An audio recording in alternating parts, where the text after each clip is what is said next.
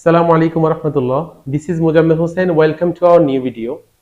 আজকের ভিডিওতে হচ্ছে আমরা ক্লাস 9 10 এবং এইচএসসি লেভেলে যে গ্রাফ চার্ট অ্যানালাইসিস আছে সেটা নিয়ে হচ্ছে আমরা কথা বলবো। এই গ্রাফ চার্ট অ্যানালাইসিস টপিকটা একদম কঠিনও না আবার একদম সহজও না। এখানে মোটামুটি স্ট্যান্ডার্ড মানের হচ্ছে একটা লেখা লিখতে পারলে এই জায়গায় 10 এ হচ্ছে 8 9 পাওয়া সম্ভব। আমি আজকের ক্লাসের মধ্যে হচ্ছে একটা ফরম্যাট শিখিয়ে দিব, যে ফরম্যাটটা দিয়ে হচ্ছে তোমরা একটা গ্রাফ চার্ট শিখেই মোটামুটি সবগুলো আনসার করতে পারবা। তো গ্রাফ চার্ট লেখার ক্ষেত্রে হচ্ছে কিছু নিয়মকে হচ্ছে ফলো করতে হবে। প্রথমত এখানে গ্রাফ চার্টের মধ্যে হচ্ছে আমরা প্রশ্নের মধ্যে যে পার্টটা দেওয়া থাকবে সেটা থেকে হচ্ছে প্রথমে গ্রাফ চার্টটা কোন বিষয় সেই বিষয় হচ্ছে লিখবো। দ্বিতীয়ত হচ্ছে এখানে খেয়াল করতে হবে এখানে যে মানগুলা দেওয়া থাকে এই মানগুলা কি পার্সেন্টেজে দেওয়া নাকি হচ্ছে হাজারে মান দেওয়া নাকি মানে হচ্ছে লক্ষে মানে লাখে মান দেওয়া।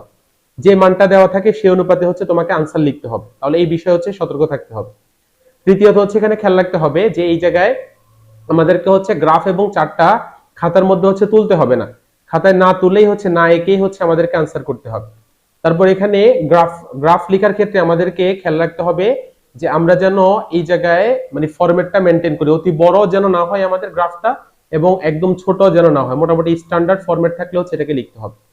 আর আরেকটা বিষয় এখানে মনে রাখা দরকার সেটা হচ্ছে যে অবশ্যই গ্রাফ চার্ট হচ্ছে আমরা একটা প্যারাতে লিখবো, একের অধিক প্যারাতে না। এই নিয়মগুলো ফলো করে মোটামুটি স্ট্যান্ডার্ড সাইজে একটা গ্রাফ চার্ট লিখতে পারলে তোমরা ভালো একটা মার্ক পাইবা। আশা করি তোমরা হচ্ছে ভিডিও থেকে ভালো একটা উপকৃত হইবা। আমরা ভিডিওটা শুরু করতে পারি। এখানে খেয়াল রেখো যে গ্রাফ চার্ট আমাদের সাধারণত পরীক্ষা হচ্ছে তিন ভাবে আসে। একটা হচ্ছে এইভাবে হচ্ছে বার গ্রাফ আসে, যেগুলোতে হচ্ছে এরকম বার আকারে এই গ্রাফগুলো থাকে।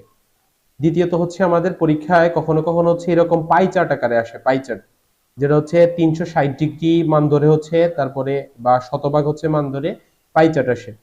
কখনো কখনো হচ্ছে আমাদের লাইন গ্রাফ আসে।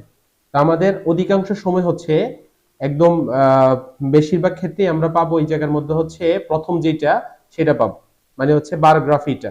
আমরা আজকে এইটা নিয়ে কথা বলবো, এরপরে আরেকটা ক্লাসে হয়তো আমরা এই পাই চার্ট নিয়ে হচ্ছে কথা বলবো, এই ফরম্যাটটা ফলো করে কিভাবে আমরা পাই চার্ট আনসার করতে পারি।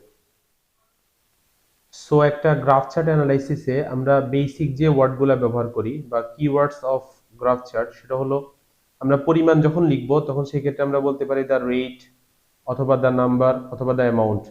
আর যখন এই পরিমাণটা বৃদ্ধি পায় তখন আমরা বলতে পারি ইনক্রিজড অথবা গ্রো, যেটাকে আমরা অনেকে গ্রিউ বলি, রোজ অথবা ওয়েন্ট আপ অথবা হচ্ছে ক্লাইম্ড আপ। এই শব্দগুলো আমরা ব্যবহার করতে পারি। যদি পরিমাণটা হচ্ছে কমে যায় তখন আমরা বলতে পারি হচ্ছে ডিক্রিজড অথবা ফেল অথবা হচ্ছে ড্রপড অথবা ওয়েন্ট ডাউন অথবা ডিক্লাইন। অর্থাৎ এভাবে লিখতে পারি দ্য রেট ডিক্রিজড অথবা দ্য রেট ফেল, এই জাতীয় ওয়ার্ডগুলো ব্যবহার করা যায়।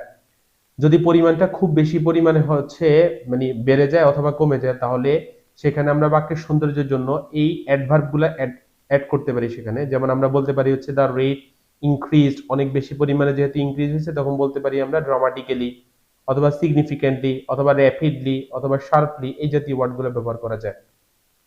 যদি পরিমাণটা হালকা পরিমাণে হচ্ছে কমে তাহলে সেক্ষেত্রে আমরা বলতে পারি হচ্ছে দ্য রেট ইনক্রিজড স্লাইটলি অথবা স্লোলি। এই শব্দগুলো ব্যবহার করলে হচ্ছে বাক্যের সৌন্দর্যটা আরো বৃদ্ধি পাবে। এবার আমরা হচ্ছে একটা গ্রাফের মধ্যে সেটা এই একটা ফরম্যাট ব্যবহার করব, যে ফরম্যাটে হচ্ছে আমরা মোটামুটি সবগুলা গ্রাফই হচ্ছে সলভ করতে পারবো। তো প্রথমত একটা গ্রাফের প্রশ্ন মানে স্যাম্পল কোশ্চেনটা কেমন থাকে সেটা একটু দেখি। যেমন এখানের মধ্যে একটা গ্রাফের একটা স্যাম্পল কোশ্চেন দেওয়া হলো, যেটার মধ্যে বলা হচ্ছে দ্য গ্রাফ বিলো শোজ, নিচের এই গ্রাফটা দেখায় লিটারেসি রেট ফ্রম 1995 টু 2000, 1995 থেকে 2000 সাল পর্যন্ত হচ্ছে সাক্ষরতার হারটা। বলছে describe the graph in 150 words, you should highlight and summarise the information given in the graph. অর্থাৎ এই গ্রাফটা দেওয়া আছে, এখন হচ্ছে এই গ্রাফটার ইনফরমেশন গুলা হচ্ছে আমরা এখানের মধ্যে এই ফরম্যাটের মধ্যে ব্যবহার করব। আর এই ফরম্যাটটা হচ্ছে মোটামুটি সবগুলা গ্রাফকে তোমার কভার করে ফেলবে এবং এটা ভাষাটা খুবই সুন্দর, যেটা হচ্ছে মানে টিচার ফিলই করতে পারবে না যে একটা ফরম্যাট শিখে তুমি যে সবগুলা দিচ্ছ। এই জায়গা হচ্ছে একটা গ্রাফের সবসময় প্রশ্ন মানে বিষয়বস্তুটা থাকে হচ্ছে শোজ এর পরে, মনে রাখবা শোজ এর পর থেকে ফুল স্টপ পর্যন্ত, প্রথম যে ফুল স্টপ সেটা পর্যন্ত হচ্ছে একটা গ্রাফের মেইন বিষয়বস্তু থাকে। আর এখানে হচ্ছে সংক্ষেপে বলতে গেলে শুধুমাত্র আমরা বলতে পারি লিটারেসি রেট, আর পূর্ণাঙ্গ বিষয়বস্তুটা হচ্ছে কি লিটারেসি রেট ফ্রম 1995 টু 2000। তাহলে এই গ্রাফটা আমরা দেখি। প্রথমে আমরা গ্রাফ লিখতে গেলে যদি গ্রাফটা একটু বড় করে লিখতে চাই তাহলে আমরা চাইলে একটা ভূমিকা বা হচ্ছে ইন্ট্রোডাকশন অ্যাড করতে পারি, যেটা হচ্ছে এই গ্রাফটা এই প্রথম লাইনটা আমি বলে দিচ্ছি। এটা হচ্ছে এই গ্রাফ অথবা পাই চার্ট। যদি তোমারটা হচ্ছে গ্রাফ হয় তাহলে লিখবা a graph is a very clear, যদি পাই চার্ট হয় তাহলে লিখবো হচ্ছে a pie chart is a very clear scientific logical picture of a survey about a topic or issue which gives a pictorial description. এটা তুমি ভূমিকা হিসেবে লিখতে পারো, চাইলে স্কিপ করে হচ্ছে অন্য কিছু মানে পরের লাইনটা থেকে শুরু করতে পারো। পরে হচ্ছে আমরা দিস গ্রাফ শোজ অথবা ডেপিক্স অথবা ইলুমিনেটস, এই জাতীয় এই তিনটা ওয়ার্ড থেকে যে কোনো একটা দিয়ে শুরু করতে পারো। তুমি এখানে ডেপিক্স লিখতে পারো, দিস গ্রাফ ডেপিক্স বর্ণনা করে। তাহলে এখানের মধ্যে আমরা এবার প্রশ্ন থেকে বলছি বিষয়বস্তু লিখবো। তাহলে এখানে আমাদের বিষয়বস্তুতে কি ছিল, সেটা হচ্ছে লিটারেসি রেট ফ্রম 1995 টু 2000, তাহলে সেটা এখানে অ্যাড করব। পরের লাইনে এসে হচ্ছে আমরা ইন জেনারেল অথবা অ্যাট এ গ্ল্যান্স, এই শব্দগুলোকে হচ্ছে কানেক্টর বলা হয়। এগুলো তুমি বাক্যে প্রয়োগ করলে হচ্ছে বাক্যের সৌন্দর্যটা বাড়বে। তো চাইলে এখানে আমাদের ইন জেনারেল অথবা অ্যাট এ গ্ল্যান্স যে কোনো একটা ব্যবহার করতে পারো। দ্য গ্রাফ প্রেজেন্ট, এই গ্রাফটা হচ্ছে প্রকাশ করে দ্যাট যে দ্য নাম্বার অফ, এখানে আবার বিষয়বস্তুটা হচ্ছে সংক্ষিপ্ত মানে সংক্ষেপে লিখবো, সেটা হচ্ছে শুধু লিটারেসি রেট লিখবো। তাহলে লিখবো কি the number of literacy rate is varied, এটা কি হয় ভিন্ন হয়, ইন ডিফারেন্ট ইয়ার্স অথবা হচ্ছে সেকশনস। এই জায়গায় খেয়াল রেখো কোন গ্রাফের মধ্যে দেখা যায় এই জায়গায় হচ্ছে সাল মেনশন করা থাকবে, মানে বিভিন্ন সালগুলো উল্লেখ থাকবে, আর কোথাও হচ্ছে এরকম সাল থাকবে না, বিভিন্ন সেকশন বিভিন্ন নাম উল্লেখ থাকবে। যেমন ধরো 21শে বইমেলাতে কোন জাতীয় বইগুলো বিক্রি হয়েছে যদি বলা হয়, তাহলে পার্সেন্টেজ আকারে হয়তো সেটা হতে পারে নোবেলস হতে পারে, তারপর হচ্ছে ড্রামা বুক হতে পারে, তারপর পোয়েটস হতে পারে মানে পোয়েট্রি হতে পারে। এই জাতীয় যদি নাম দেওয়া থাকে তাহলে আমরা বলবো এখানে সেখানে সেক্ষেত্রে কি সেকশনস।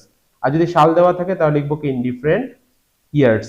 পর হচ্ছে it is seen from the graph, এটা গ্রাফ থেকে দেখা যায় দ্যাট যে দা, তাহলে এখানে আবার বিষয়বস্তুটা লিখবো, সেটা হচ্ছে লিটারেসি রেট। যেহেতু এখানের মধ্যে রেটটা প্রশ্নের মধ্যে দেওয়া আছে তাহলে আমাদের আর এই রেটটা লিখতে হবে না। তাহলে লিখবো কি দা লিটারেসি রেট। যদি দেখো খেয়াল রেখো এখানে আমরা দ্বিতীয়টার দিকে খেয়াল করবো, মানে দ্বিতীয় অংশটার দিকে।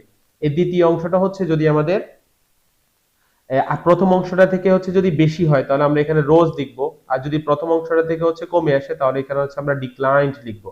তাহলে লিখবো কি দা লিটারেসি রেট, এই জায়গায় যেহেতু বৃদ্ধি পাইছে তাহলে আমরা লিখবো রোজ বৃদ্ধি পায়। তাহলে কি বৃদ্ধি পায় সেটা হচ্ছে ফ্রম, এবার প্রথম অংশের পরিমাণটা লিখবো। তো প্রথম অংশের পরিমাণটা কি, সেটা হচ্ছে প্রথম অংশের পরিমাণটা এখানে দেখো 38 পয়েন্ট কত 1 ছিল, কত সালে সেটা ইন 1995 সালে। টু, এবার হচ্ছে দ্বিতীয় অংশের পরিমাণটা লিখবো। দ্বিতীয় অংশের পরিমাণটা কত, সেটা হচ্ছে 56 পয়েন্ট কত 6%। তাহলে এখানে লিখবো কি টু 56.6 ইন কত কত সালে, সেটা সেটা হচ্ছে দ্বিতীয় অংশের যে পরিমাণ সালটা সেটা লিখবো। দ্বিতীয় অংশের সালটা কত, সেটা হচ্ছে 2000, তাহলে এখানে 2000 সাল লিখবো। পরে হচ্ছে নেক্সট, পরবর্তীতে ইন, এবার আসবো হচ্ছে আমরা তৃতীয় যে অংশটুকু আছে সেটা লিখবো। তাহলে ইন নেক্সট ইন 2001 মানে 2001 সালে দ্য অ্যামাউন্ট অফ, এখানে বিষয়বস্তুটা লিখবো, বিষয়বস্তুটা কি আমাদের লিটারেসি রেট।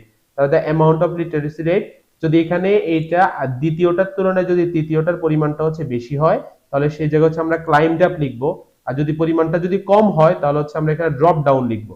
এই জায়গায় দেখো দ্বিতীয়টার মধ্যে যতটুকু ছিল তৃতীয়টাতে হচ্ছে আরেকটু কম, তাহলে সেই জায়গায় আমরা ড্রপ ডাউন লিখবো। তাহলে লিখবো কি the amount of literacy rate drop down, কমে আসে।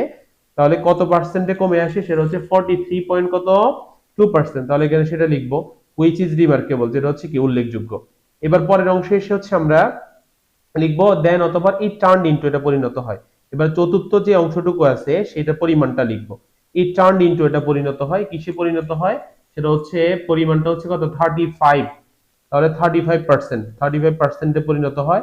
ইন কোন সালে, সেটা সেটা হচ্ছে ইন 2000 মানে 2003, 2000 কত সালে 3 সালে, তাহলে 2003 সালের কথা উল্লেখ করব। পরে হচ্ছে এট লাস্ট, সর্বশেষ, মানে সর্বশেষ যে এটা আছে এই ক্ষেত্রে আমরা ফাইনালি লিখতে পারি অথবা এট লাস্ট লিখতে পারি। দেয়ার ওয়াজ এন ইনক্রিজ অথবা ডিক্রিজ, এই জায়গায় খেয়াল রাখবা যদি পরিমাণটা আগেরটা থেকে হচ্ছে বেশি হয় তাহলে হচ্ছে ইনক্রিজ লিখবো, আর আগেরটা থেকে যদি কম হয় তাহলে হচ্ছে আমরা ডিক্রিজ লিখবো। তাহলে দেয়ার ওয়াজ এন ইনক্রিজ অথবা দেয়ার ওয়াজ এ ডিক্রিজ, যদি ডিক্রিজ হয় তাহলে এ বসবে। তাহলে দেয়ার ওয়াজ এন, যেহেতু এখানের মধ্যে পরিমাণটা বেশি তাহলে আমরা এন ইনক্রিজ লিখতে পারি। তাহলে দেয়ার ওয়াজ এন ইনক্রিজ অফ, এবার এখানে আমরা অফ লিখে হচ্ছে এই জায়গায় একটু বাড়তি অংশ লিখো, সেটা হচ্ছে যে অফ এর পরে এখানে প্রথমত হচ্ছে এটার পরিমাণটা লিখো। তাহলে দেয়ার ওয়াজ এ ইনক্রিজ অফ কত পার্সেন্ট, সেটা হচ্ছে 58%। তাহলে মানে এখানে বিষয়বস্তুটা লিখো, দেয়ার ওয়াজ এন ইনক্রিজ অফ, বিষয়বস্তুটা কি, সেটা হচ্ছে লিটারেসি রেট। লিটারেসি রেট শব্দটা লিখে তারপর লিখবো আমরা মেজারিং, যেটার পরিমাণ, মেজারিং ওয়ার্ডটা হচ্ছে এক্সট্রা অ্যাড করবা। মেজারিং যেটার পরিমাণ হচ্ছে কত 58% compare to previous one in, এটা কত সালে, সেটা হচ্ছে 2010 সালে, তাহলে ইন 2010।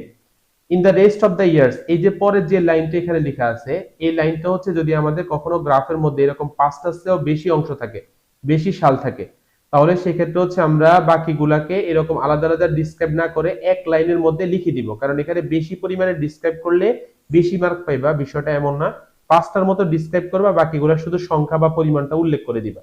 তাহলে লিখবো কি in the rest of the years, মানে অবশিষ্ট বছরগুলাতে দ্য রেট, এই রেটটা ওয়াজ ছিল। ধরো এখানের মধ্যে আরো কয়েকটা রেট আছে, তাহলে সেগুলো হচ্ছে লিখে দিবা। ধরো 35% আছে, 60% আছে, ধরো 35%, 60% রেসপেক্টিভলি, অর্থ হচ্ছে যথাক্রমে। It is quite from the data, এখানে হচ্ছে গুরুত্বপূর্ণ লাইনটা লিখবো যে হচ্ছে এই গ্রাফটার মধ্যে কোন জায়গায় সবচেয়ে বেশি পরিমাণ বেড়ে গেছে আর কোন জায়গায় সবচেয়ে পরিমাণ কমে আসছে। তাহলে লিখবো কি it is quite clear from the data, এটা এই ডেটা থেকে হচ্ছে ভালোভাবে জানা যায় দ্যাট যে হিউজ রাইজ মানে সবচেয়ে বেশি বৃদ্ধি ওয়াজ নোটিস দেখা যায় ইন, তাহলে কোন সালে সবচেয়ে বেশি দেখা যায়, সেটা হচ্ছে 2010 সালে। তাহলে in 2010 when the rate was, তাহলে হারটা কত, সেটা হচ্ছে 58%, তাহলে 58% লিখবা। and the lowest position, এবং সর্বনিম্ন অবস্থান ইন, সেটা কোন সালে দেখা যায়, সেটা হচ্ছে 2003, 2003 সালে। তাহলে when the rate was কত, রেটটা কত এখানে 35%, তাহলে হচ্ছে 35% লিখবা। পরে হচ্ছে আমরা একটা উপসংহার লিখতে পারি, আর উপসংহার চাইলে এটাকে হচ্ছে হুবহু লিখতে পারো, অথবা নিজের মতো করে একটা মানে কনক্লুডিং সেন্টেন্স লিখতে পারো। আমরা এটা লিখতে পারি এখানে আমরা এখানে দা গ্রাফ শোজ, এই গ্রাফটা দেখায় দা রাইজ এন্ড ফল সিচুয়েশন, এই উত্থান পতনের অবস্থা অন, সেটা কত সাল থেকে কত সাল পর্যন্ত, কোন বিষয়বস্তু, সেটা লিখবো লিটারেসি রেট ফ্রম 1995 টু 2000। এইভাবে একটা গ্রাফকে হচ্ছে আমরা সহজে অ্যানালাইসিস করতে পারি। এই গ্রাফটা দিয়ে মোটামুটি সবগুলা কভার করবে। আমি এই গ্রাফটারই হচ্ছে পূর্ণাঙ্গ আনসারটা এখানে মেনশন করে দিচ্ছি, তোমরা এটা এখান থেকে দেখে নিবা। তো আজকে এই পর্যন্তই, আল্লাহ হাফেজ।